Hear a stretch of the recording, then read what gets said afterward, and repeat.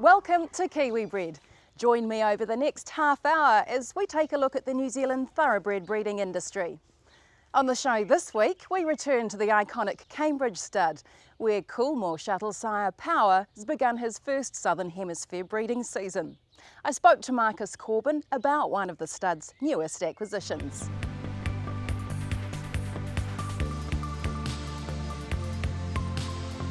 Marcus, Cambridge stud standing 6 stallions this year. How did the deal come about to stand Power? Well, to be honest, we've always, for the last 3 years, tried to get a son of Oasis Dream. And this horse was put to us, and so I went over in March, had a look at him. And with his credentials, his pedigree, and his race performance, we were very, very keen to do a deal with Coolmore. And this horse is going to be a real great, string to our bow at Cambridge Stud. How do you think he complements your stallion lineup here at Cambridge? He reminds us of a lot of Cape Cross as a horse that we really loved, and we tried to buy Cape Cross, and we ended up shuttling him with the Arabs. And he's got the same sort of attributes. They ran the same sort of races, and that sire line, the Green Desert line, is proven here. He certainly has pedigree, physique and race performance on his side. Does he tick all the boxes that you look for? Well, for us to get a son like him,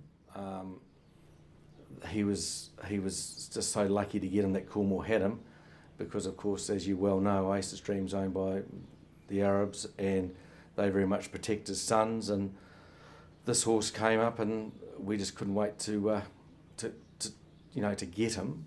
And when you look at his body and his structure and everything else about him, crossing with our sort of middle distance New Zealand families, I think he'll give them a bit of speed, and we'll get some classic horses out of it. What condition was he in when he arrived? It's his first time shuttling down here. Well, to be honest, he was like a little baby.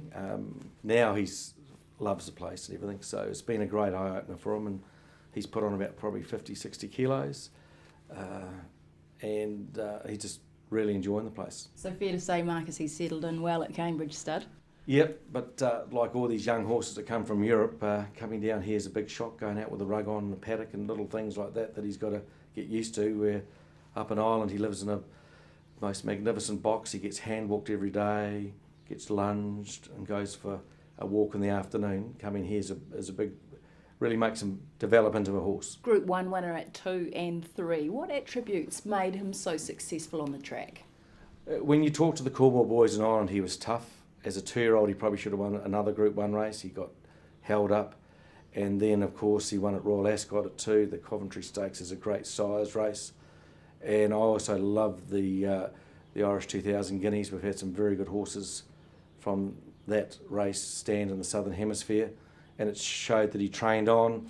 And in his last race, to do what he did and injure himself the way he did and still get to the finish line shows how tough he was. So he's got turn of foot, he's got pedigree, he's got looks. So those, to me, are the components that you've got to look for in a stallion. Daddy Longlegs a couple of lengths clear now, being chased by Stable Companion Road, then Foxtrot Romeo on the outside of Power as they begin to race now towards the final 200 yards. It's Daddy Longlegs in front, producing a run towards the inside. Power is powering home on the inside, and Power and Joseph O'Brien will beat Foxtrot Romeo. Reply is next, Daddy Longlegs born to see. He was a big, strong colt as a racehorse. Has he had much time to let down much? Not really, because he injured himself, and he's, as I said, it's the first time he's been into a paddock, as in New Zealand, and he didn't know what cows were and everything else. So it's very much like Cape Cross was the same, and it's very much like a lot of those young horses.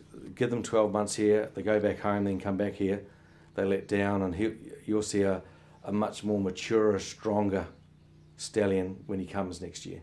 Let's talk about his pedigree. Power's the son of Oasis Dream, out of an Inchinor mare, Frappe. What are the important aspects of that pedigree? Well, Patrick is a great pedigree buff, and he loved his female side because A, is going to cross very well. We have a strong representation of Sariva mares here through daughters of Sir Tristram and now Zabeel, who, as we saw last week, he's going to be probably one of the greatest broodmare sires ever to be in the world. Power does cross very, very well with Zabeel mares and with the special line. So those are one of the things that any stallion we look at, if they cross well with our broodmare band, and he does that very well. He and his first 3 dams all won on debut as 2-year-olds. What's his appeal going to be to our breeders? I think similar to Cape Cross, they're going to be autumn 2-year-olds and they'll get to a mile. And like you see with Sea Change and a few of Cape Cross's good horses, they'll get to the 2,000 metres and plus. But he'll give them a turn of foot, I'd say, up to a mile. And our Dow sort of genes, he'll get a bit further. But like every other good shuttling horse that comes from the Northern Hemisphere, the milers are the ones and the stayers with a turn of foot, and he's got both those, so he should leave good stock. He's got some very good numbers this season. How's the book shaping up? Look, really good. Look, New Zealand, we're going through a reshuffle. Cambridge Stud's a new direction, but the most important thing is people that have come to him have the confidence to know that they're going to get a return on their investment. And the biggest thing that we can do as stud owners is to give our clients a financial return. And $12,000, multiple Group 1 winner, stands the greatest stud in the Northern Hemisphere in Cornwall, and standing at Cambridge, people are just coming to him and they're going to get a very good return. And we're just so honoured to have a horse of his quality here. Marcus, he comes into the New Zealand market pretty strongly at $12,000. How was that established? Well, Patrick was very conscious with all the stallions that we stand here that we've got to get a positive vibe for the industry and a good return for breeders. He could have stood a bit higher, but at the end of the day, he wanted to make sure that everyone got a fair crack at the horse and is going to get numbers. That's work with Tavistock, who's another young horse that we stood at a similar price, and he's really going forward leaps and bounds.